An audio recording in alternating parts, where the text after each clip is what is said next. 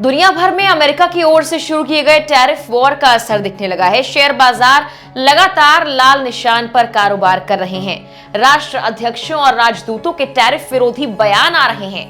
ऐसी आपदा के वक्त भारत के लिए कूटनीतिक स्तर पर एक अवसर बनता नजर आ रहा है।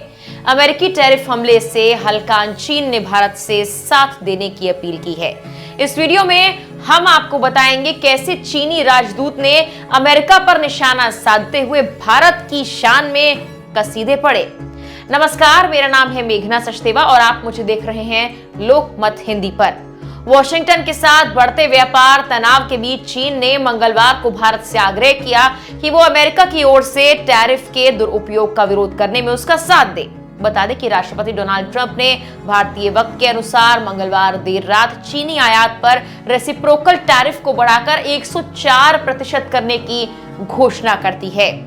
भारत में चीनी दूतावास की प्रवक्ता यू जिंग ने अमेरिका की ओर से टैरिफ बढ़ाने की कार्रवाई पर निराशा व्यक्त की। उन्होंने अमेरिका पर निशाना साधते हुए कहा कि चीन की स्थिर आर्थिक वृद्धि, इनोवेशन और मजबूत बुनियादी ढांचे में दुनिया भर में सकारात्मक प्रभाव पैदा किया है। उन्होंने भारत से सहायता की मांग करते हुए कहा कि इस मामले में भारत और चीन को एक साथ अमेरिकी टैरिफ कार्रवाई के खिलाफ एक साथ खड़ा होना चाहिए। उन्होंने भारत की तारीफ करते हुए कहा कि भारत और चीन दो सबसे बड़े विकासशील देश हैं। साथ ही कहा कि भारत और चीन अपने व्यापार संबंधों को बढ़ाकर पारस्परिक रूप से विकास कर सकते हैं। उन्होंने कहा चीन भारत आर्थिक और व्यापारिक संबंध एक दूसरे का ख्याल रखते हुए दोनों देशों के लाभ पर केंद्रित है और दोनों देश अमेरिका के टैरिफ ब्लैकमेलिंग के शिकार हैं। ऐसे में दोनों देश एक दूसरे के साथ खड़े होकर विकास करने के अपने अधिकार की रक्षा कर सकते हैं। यू जिंग ने कहा कि ग्लोबल साउथ विशेष रूप से भारत और चीन को इस स्थिति पर लड़ने के लिए एक साथ खड़ा होना चाहिए और इस तरह के व्यापार और टैरिफ युद्धों में कोई विजेता नहीं होता।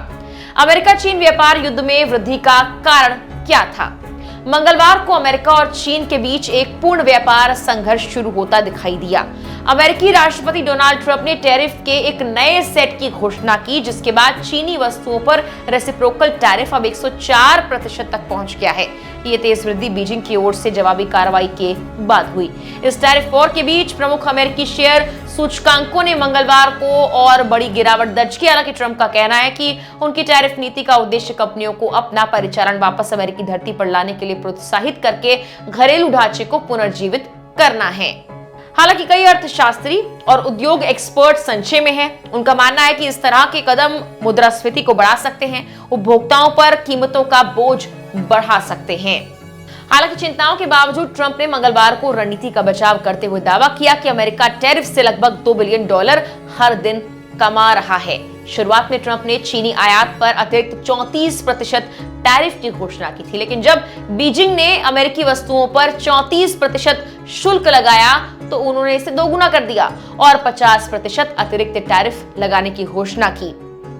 फिलहाल के लिए इस वीडियो में इतना ही।